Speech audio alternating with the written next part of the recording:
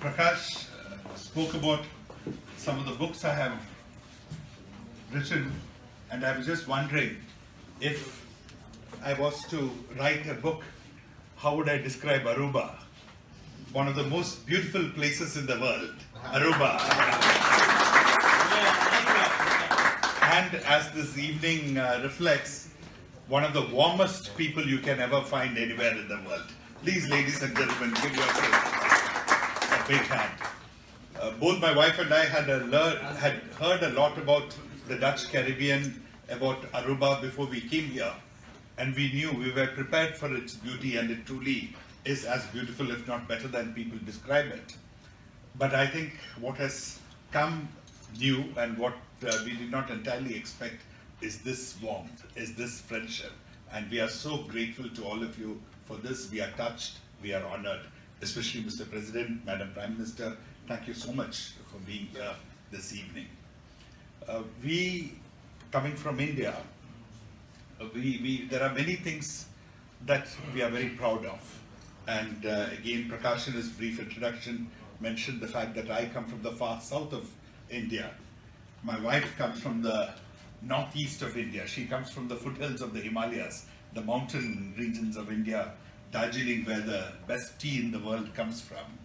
And I come from the far south, the little state of Kerala, where in India, which has welcomed into our country Judaism, Islam, Christianity, the Portuguese, the Dutch, the British. We have always been at the crossroads of international trade and commerce, and India as a country as a whole is this huge melting pot. It is a country of extraordinary diversity that has to be seen, to be understood. And I'm so happy that even little Aruba is a place where people of different nationalities come together. It's a place where different religions mix together, different ethnicities come together, but yet everybody lives in harmony and lives under a wonderful democracy. India is proud of its diversity. Equally, we are very proud of our democracy.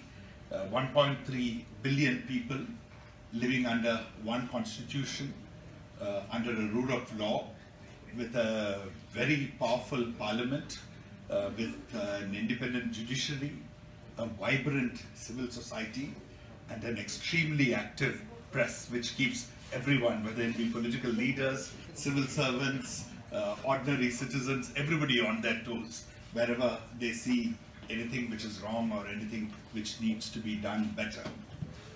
The last general elections in India was in 2014. Our parliament is for 5 years each term, the lower house of parliament, and the next one is due in 2019. But in the last parliament elections, the electorate of India was 830 million people. And out of this 830 million people, over 550 million people actually exercise their vote, showing how high the involvement of people is in the political process. And may I also add, with a sense of pride, that every one of them voted using electronic voting machines, something which does not happen in the most developed countries of the world, and we all know how the United States has struggled with various voting systems in different parts of, in different states in its country. So we are a country of extraordinary diversity. We are a country which is proud to be a democracy, and we are happily a country which today is doing extremely well economically. According to the World Bank and the IMF, we are the fastest growing large economy in the world. We clocked 7.4 to 7.8% growth this year. We are scheduled to continue to maintain this level of growth in the coming 3 to 4 years. For the rest of the decade, India will surely grow at 7% plus. For the last 3 decades, India has been growing at almost 6% plus growth. Talking about India's economic growth, and this economic growth, as a good democracy, we are very particular, should be inclusive, should incorporate all sections of our people and should reach every corner of our country. Today, our government is embarked on a program of development which includes a large number of activities targeting the most underprivileged people of our country, the most backward regions of our country, and most important of all, sections of our community who deserve special attention, in particular women and also equally children. We are very proud. India has, I know, Madam Prime Minister, you are the first woman Prime Minister of Aruba. India has had Indira Gandhi, who is very well known across the world, one of the first woman leaders. We have had a woman president, and the Speaker of the Parliament currently, as well as the past Parliament, were both women. So we have women leading from the front in every sector of our society and our economy. We have many great business leaders in our country. But even as we celebrate and we take pride at all these achievements, we are very conscious that we have a long way to go. India, with a population of 1.3 billion people, has still a lot of poor people. Our infrastructure has to become world-class, and the government as well as the people are focusing on it. And more than anything else, we need to preserve, we need to nurture, we need to strengthen our democracy. We also need to make sure that economic growth continues to go forward so that we can bring jobs to our people, so that we can improve the quality of life of our people, and we can raise them to new standards which we see around the world. So this is the task that India is embarked on, and in this task, the Kingdom of Netherlands has been a great friend and partner. I don't know, ladies and gentlemen, how many of you know that at the time of independence of India, August 15, 1947, when our first Prime Minister raised the Indian flag for the first time at the Red Fort in New Delhi, there were 3 ambassadors already present there. They were the ambassadors of the US, of UK, and of the Netherlands. So the Netherlands was one of the first countries to be present when India was born. And ever since then, Netherlands has been a close friend, a partner, and a fellow traveler, encouraging India on the path of democracy, on the path of development. And we truly value and cherish this. And this relationship has progressively gone from strength to strength.